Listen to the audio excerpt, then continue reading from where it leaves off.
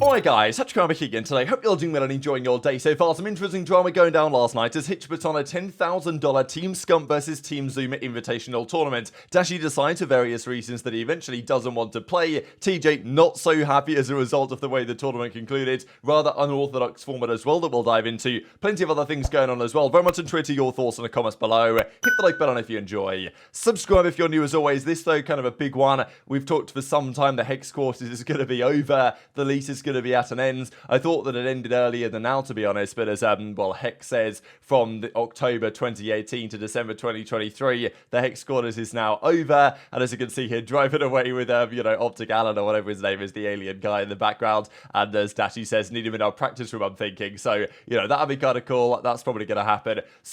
We know Dashy loved the Hex quarters, so I guess some memorabilia there would be kind of nice from his perspective at the very least. There was also some gameplay spotted on Meat. This guy was honestly slamming on Meat. To be honest though, initial impressions, the Meat as predicted it is a little bit, it's smaller than adequate, shall we say, and it's, I don't think it's going to be viable for competitive. We'll see. There's other maps, there's Rio, there's Greece that they've added in as well as Meat, of course, and we'll see if any are potentially viable. I know the pros are looking for something they could play instead. Obviously, there's been talk about Mikado as well as a possibility here. This is kind of like early access season 1, I believe, which is why we actually have gameplay of this already, but not massively excited about it. There's also this big story though on the challenger side. We know that the CDL this year is probably, of all the 5 years of the league, in the worst state it's ever been, which is kind of impressive, but we know how we've got here. Now, challenges is especially bad. We still don't know what's going on with challenges. We'll discuss it more in a second, but especially when, rumour has it, there will only be 3 challenges open this season. For the last couple of years, the teams that have hosted majors have also hosted challenges opens at the same time.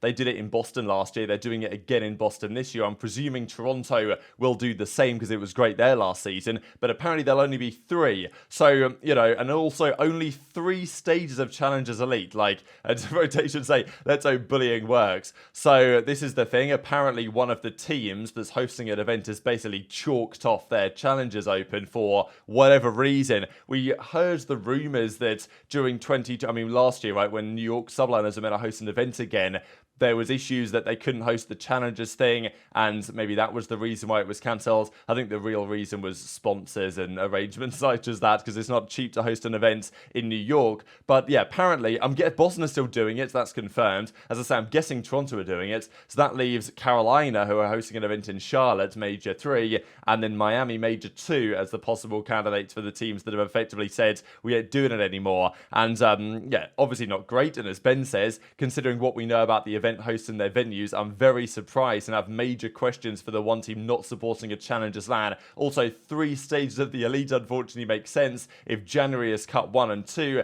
and the initial qualifiers for Elite Stage 1. So it's like the last couple of years, the Challengers players play a lot of COD, to be fair, compared to, they have to know for the last few years, compared to the pros. But, just everything is regressing. They get less matches to play, less prize money, I guess, to be won as well. Not exactly a great sign. Now, the league is, though, about to begin. The Call of Duty League have been doing some promotion, can you believe it, for their league that's starting. We still don't know, it's got to be said, where to watch it, which you'd think would be quite a big deal. But as it stands, that's not the case. Miami are playing this weekend as well. I thought this was pretty nice. They're playing their first game against Carolina, right? Clayster's team. And we can see in this nice graphic they have, you see like a guy falling off the map here on the left-hand side, which was pretty well done, the Clayster meme. I thought it was pretty well executed here from Miami. So that's coming up. Also, Boston. Most teams, I'm guessing, play 2 games on the first weekends. Boston are one of those teams. They play FaZe on day 1 on the Friday. They then play Surge on the Saturday. So that's the start of the tournament for them.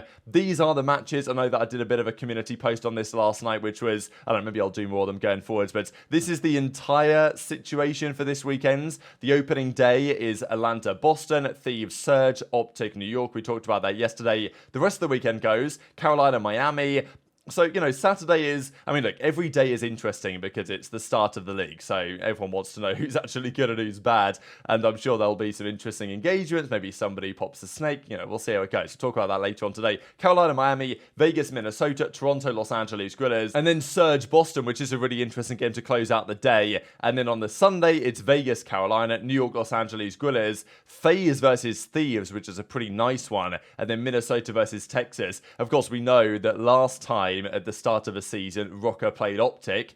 It was the Cammy, SAE, LSELO control drama that completely blew up. So, a rematch in the early part of the season as well might be kind of interesting. Of course, a lot of the players are different now, but still, as an organization, it's one that I certainly remember. This is OpTic's schedule as well. I will say, I don't know why OpTic have made these zeros in this way. Okay, sometimes you see a zero with a line through it, as in a line from bottom left to top right usually, and then indicates a 0 rather than an O. But I've not really seen a 0 with a line right through the middle because it just looks like an 8. This is an 8. This is a 0 apparently. But I'm looking at these thinking, what's going on? I honestly my brain couldn't figure it out for like 10 seconds. But eventually I realized what's going on here. So yeah, they play New York and Minnesota that first weekend. That's the 10th of December. Then Seattle and Carolina the next weekends. Then it's Christmas time, New Year's. Then they play Vegas and then Miami, Atlanta. So, I think honestly it's a pretty doable schedule for OpTic. Like assuming they go 1-1 or 2-0 in the first weekends, they should be well set up. Okay, they play FaZe right before the actual major on the 21st of January. But apart from that, Miami, Vegas, Carolina, like all of these are very much winnable games. In addition to the fact that we know OpTic's record against FaZe, online especially for the last couple of years, has been rather spectacular, right? Now, again, in this tweet they do in the graphic, there's no watch on YouTube, there's no watch on Twitch, we simply don't know. Now, I think JacobHaLy is still of the opinion that it's going to be on YouTube, but at this point, I just don't know. And as Jake says, like, maybe they just aren't saying anything because it's going to be on YouTube and Twitch, which, as I've said many times, that's my preference. I actually prefer watching it on YouTube, but I want it to be on both platforms if possible. I think that's better for the scene.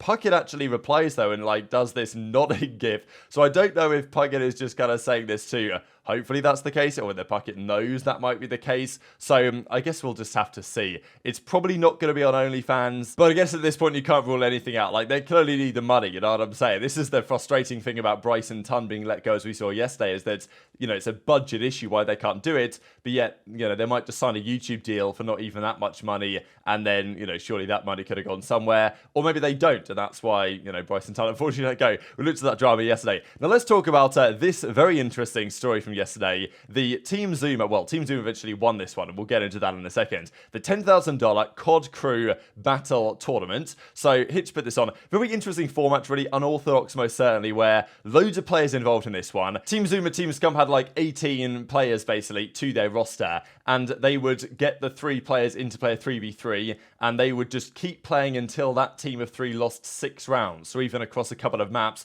once they lost 6 rounds, then they would continue onwards, and the first team to win 36 rounds or whatever total would then win the kind of series between the 2 respective teams. So interesting format, pretty cool stuff, I thought. These were the teams. So Team Scump had, initially, it was Shotzzy, Dashy, Kenny, Envoy, Blaz, I believe. So, stacked with some CDL pros, then some retired pros, Methods, Slacked, and then we had some more content creators, T, Blake, Paulex, TJ was in here with Scum and Noobs, and then, Lunchtime, Rakti, and Aiden. So, that was Team Scump, and looks pretty decent on paper. It's kind of weird that usually in these tournaments you'll get a team of, 3 or 4, not a team of 18, So you would think that over 18 players, the teams would be quite balanced, possibly. But that wasn't really, well, at least people didn't feel like that was the case. So comparing this team of 18 on Scump's side to this team on Team Zoomer's side, when it was Cell, Simp, Drazah, Gwyn, Tupac, of course, an S&D star in his own right. This S&D Dylan guy, Octane Apathy, Celly as well, so one of the other female players,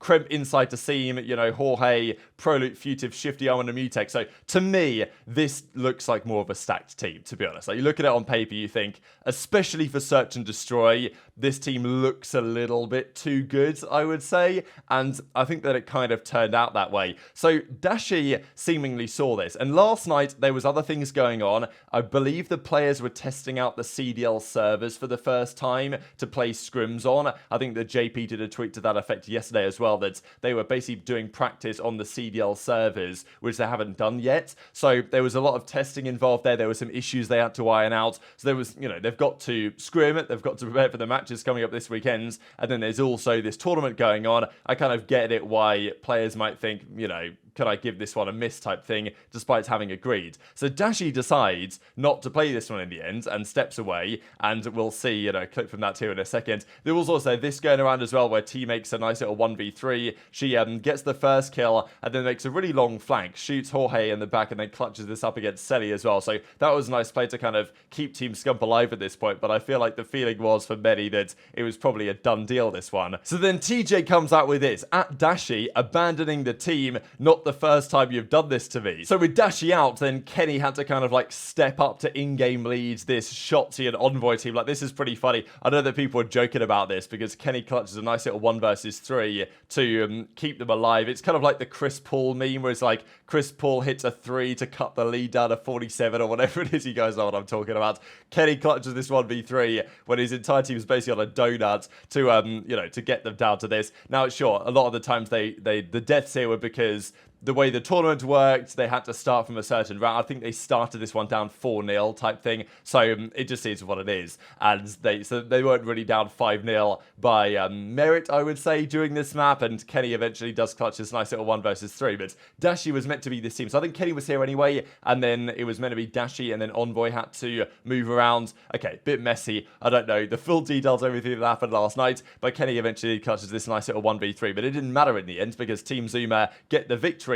But there was a lot of talk about this. Whether, what about this from Dashy's side? Because TJ didn't seem so happy about it, and people weren't so happy about Dashy, as, he was supposed to play, but I guess he backed out last second. Envoy then had to go up with Shotzzy and Kenny. And I also think he said in a Twitch chat somewhere, there was a few people said this, I haven't seen any screenshots of it, but a few people said that he basically said in chat that he's going to retire from these Hitch tournaments because he keeps getting snacked on. And I think we have seen this a little bit before, where some of these tournaments, at least the teams look a little bit unfair, and I guess Dashy's fed up of being on the wrong side of that. So basically, he's not going to do these Hitch tournaments anymore, which is kind of funny just because, Hitch is in his organisation over at OpTic. So I don't exactly know, and I'm sure there are other things going on, but, as this guy says, look at Zuma's team versus Scump's team, I would do the same as Dashy, but whatever. He abandons the team, and TJ also tweets this Scrappy meme out as well before it got deleted, so thanks to those of you who pointed this out to me as it went down last night. And yeah, in the end, Team Zuma win with no support from on Scump's team from